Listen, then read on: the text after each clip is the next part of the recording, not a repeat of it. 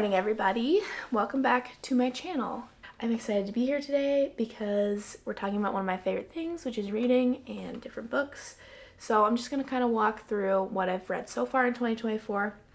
My reading goal for 2024, I did order the Book of the Month box for this month, so I'm going to unbox that with you, and then we'll look at what I'm reading next. So without further ado, let's just dive right in. Okay, I'm gonna open up my Goodreads and we can just go down the list of what I've read so far. To start off, in December, I started reading this book, which is called Waterfall. It's by Lisa Berggren, and it is a fantasy Christian book series. My husband got me this. He was looking online to try and find some better Christian fantasy books because sometimes they're just a little cheesy. And so he wanted to find one that I could try out. So he got me this one for Christmas, and I ended up really liking it. So I started reading the other ones. The second book is called Cascade, and the third book is called Torrent, and I read both of those two in 2024. So I finished this one last year technically, but the other two I finished this year. Well, let me give you like a brief synopsis. The beginning of the plot is these two sisters. Their mom's an archaeologist. Their dad has just died recently-ish, and they're on a site in Italy, and they go into one of the caves that they're not supposed to go in. They travel back in time to like old Italy, and that's essentially where it starts. So this is a fantasy romance series. I really enjoyed it. The first book I think was probably my favorite. The second books, let's see what I rated them. The second book I gave 4 stars, and the third book I gave 3 stars. Just like as I kept reading, I felt like the plot kept kind of repeating itself. Like they'd get in trouble, they'd get rescued. It's still worth reading. I thought it was super good and entertaining. I do recommend that one. That's a good. The Christian aspect of it, like it talks about God and it talks about praying to God and like asking him for protection and him like being in control of everything. But the main character doesn't start out as a Christian. It's in there, but it's not like, she doesn't get the gospel presented to her. She just starts praying to God. Not that you have to explicitly talk about God for it to be a good Christian book, because I think it has good values and themes in it. But that part was just interesting because she did go the route of directly mentioning God, that there wasn't actually like any gospel message, I guess. Okay, so I finished that series in this year. I also was reading last year the Percy Jackson series and had started the Heroes of Olympus series, and so in January I read The Son of Neptune, which is the second book of Heroes of Olympus, and I gave that 3 stars.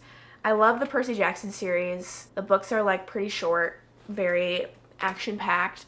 So when I got to Heroes of Olympus and they're like 500 pages or more, I just felt like it was just kind of boring. Nothing like groundbreaking. There was no like crazy twists like there were in Percy Jackson. It just felt like a lot more boring, and like I wasn't as passionate about the characters as much as during Percy Jackson, because it's not just like Percy, Annabeth, and Grover going around. Like in Percy Jackson, they like add some other characters in there, which the other characters are fine, but I was just like, I just want to watch Percy and Annabeth do stuff. So that was just like kind of disappointing because I wanted to like it, and I had started reading The Mark of Athena, and I just feeling that I want to quit, but I feel like I need to finish it because I started it, and I was like, no, I don't need to waste my time if I don't want to read it. So I stopped reading that series. I know people that like it, so I'm not going to say don't read it, but yeah.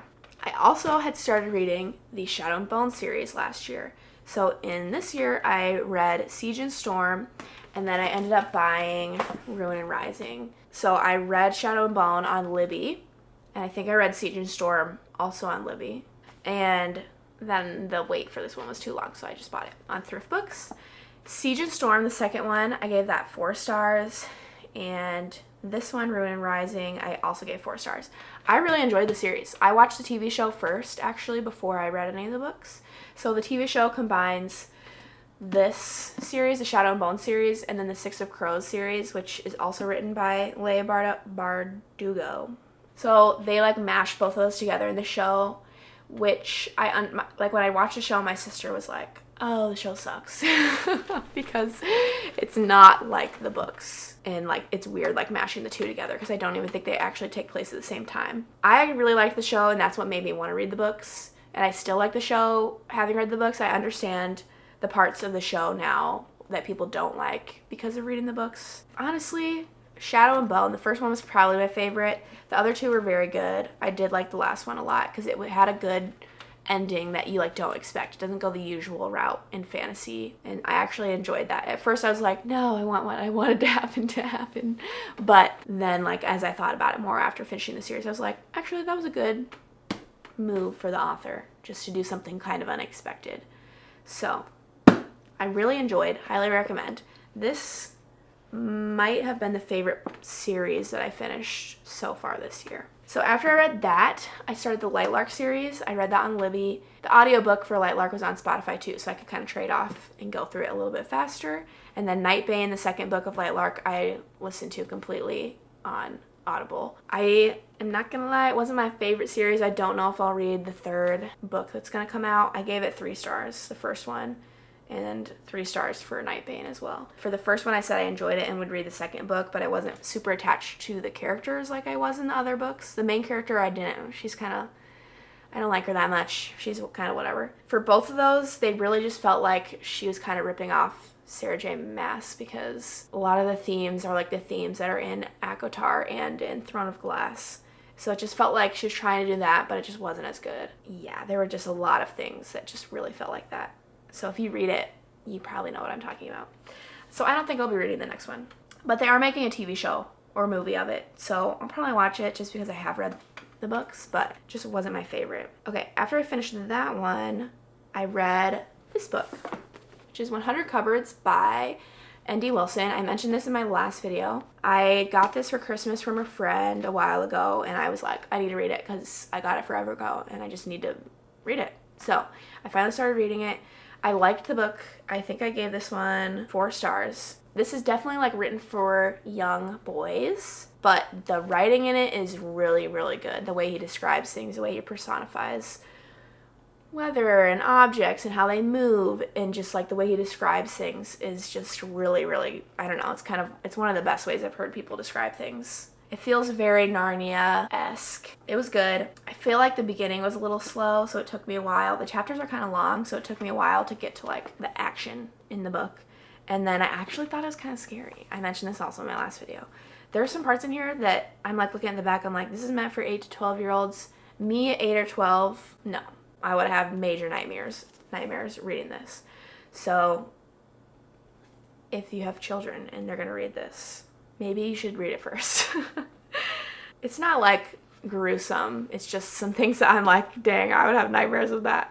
Because it's about cupboards in his room. So like there's scary cupboards in there, and they're like in his room. And so like at nighttime they get scary. But it was good. N.D. Wilson is a Christian author, so just trying to find some other good Christian books. Okay, then I just barely finished a couple days ago Once Upon a Broken Heart by Stephanie Garber, which I've heard so many good things about, and I really liked it. It like totally was not what I was expecting when I started reading it, but I enjoyed it a lot. I feel like the more I read it, the more I enjoyed it. And now that I finished it, I keep thinking about it and wanting to read the second book, which I've been waiting for on Libby. So I read Once Upon a Broken Heart on Libby. I gave it 4 stars. I follow Haley Pham on YouTube, and this is one of her favorites. She rated this 5 stars, so this is why I wanted to read it. But I can't wait to read the next books of that. So those are the 9 books I've read so far this year. My goal for this year is to read 52, so that's 1 a week. And right now I'm 2 books ahead of schedule. So that means I could take 2 weeks off if I really wanted to. I won't, because I love reading. But yeah, I'm excited. I'm excited to read more this year. I think it's time to open my Book of the Month box.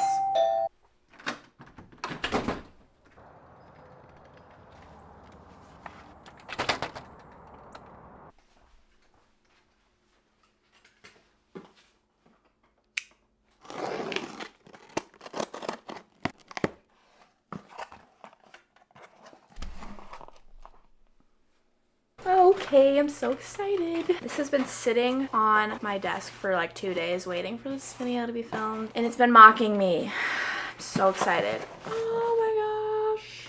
It's just fun getting packages, especially packages like this. Cute. Okay.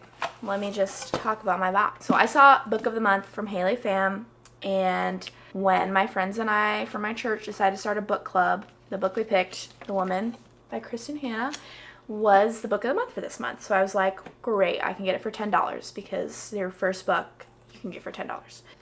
The book. That came first. Then it comes with a little booklet. So Book of the Month basically has people who read a ton of books and then they pick the ones that are their favorites that they think other people will like, and usually they pick from different genres. So when I was looking like my options for picking my book for the month, there's different kinds of genres, usually of like books that just came out or new authors, all that kind of stuff. It's kind of a fun way to help you find books that maybe you wouldn't pick up on your own. And then it came with a little bookmark that's so cute. And their packaging is cute. Book of the Month. I'll have my Book of the Month link below because I think you get a discount if you buy like from a friend. So I get a discount too, so that's great. But it comes with their own little branding on the corners, which is cute. I think what I've seen in Haley's videos is that all their books have this, so then you can like line them all up and they all match, which is cute. This just brings me right into the books I'm reading next. So I just mentioned my friends and I are doing a book club. This is the book we're reading. I'm behind because I have maybe like 2 or 3 weeks to read this now. The first book is The Woman by Kristen Hanna. This book is about a 20-year-old nursing student who, during the Vietnam War, her brother goes, so she becomes a war nurse and goes off, and it just kind of goes, I think this is a literary fiction and also historical fiction, which is not my favorite genre, but it's what we picked for the book club, so we'll see how it goes. This might change that. Hopefully it changes that. I've heard from them, my friends who've started already, that they have liked it. So this will be my first non-fantasy book in a long time, so we shall see how that goes. I mentioned this series, 100 Cupboards series, earlier, but I just read a little bit more of the second book last night, so I'm on chapter 5 now, and so far so good. So far a lot more action in the beginning than the first book. So I think the first book was kind of a decent amount of setup, and the second book is a lot bigger, so we'll kind of get more into the worlds that he's exploring. This is what I'm currently reading. These two are currently reading books. And then I also am going to be getting The Ballad of Never After, which is the second Once Upon a Broken Heart book. This weekend I'm going to Barnes & Noble, so I'm going to get that book. And then I have A Curse for True Love saved on Libby right now. So then I'll be wrapping up that series, which I'm really excited for. That's one I've been thinking about all week since I finished the first book, so I'm really excited to get into that one. But I need to pace myself because I need to catch up on The Woman for our book club. Those are all of the books that I'm currently reading. I did want to talk about some, I guess, goals I have for this year within reading. So I had started reading that Christian book series, and that was kind of the beginning of my journey to find good Christian fiction, or at least like clean, nice fiction.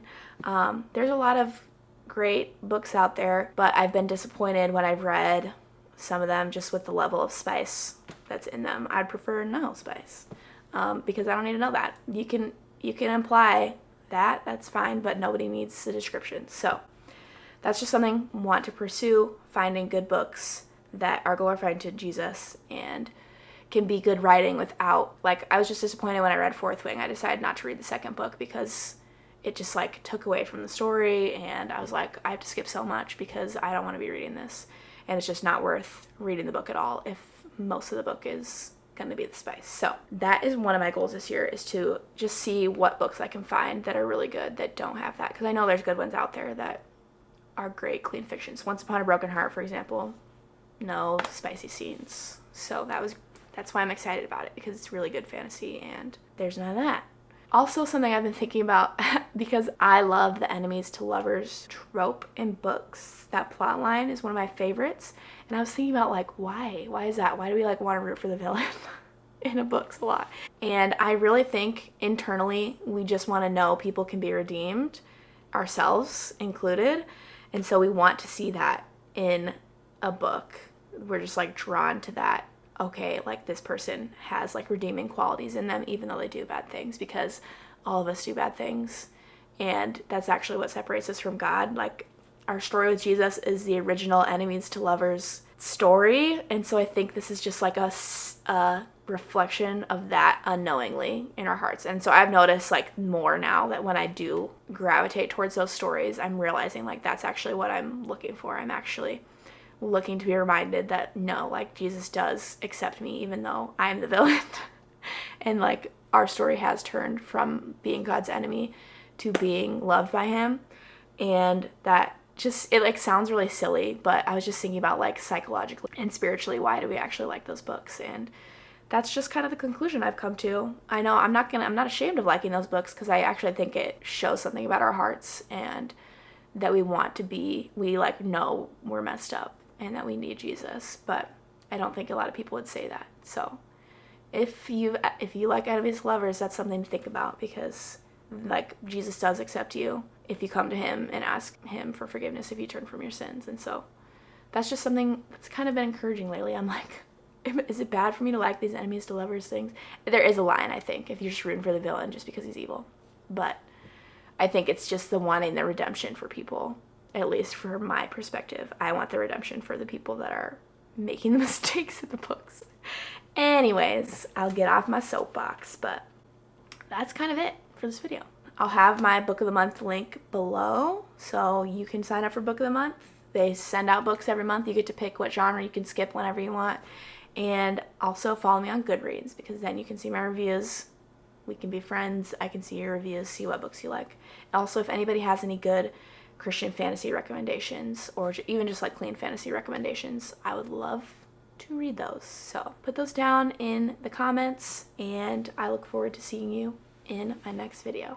See you guys.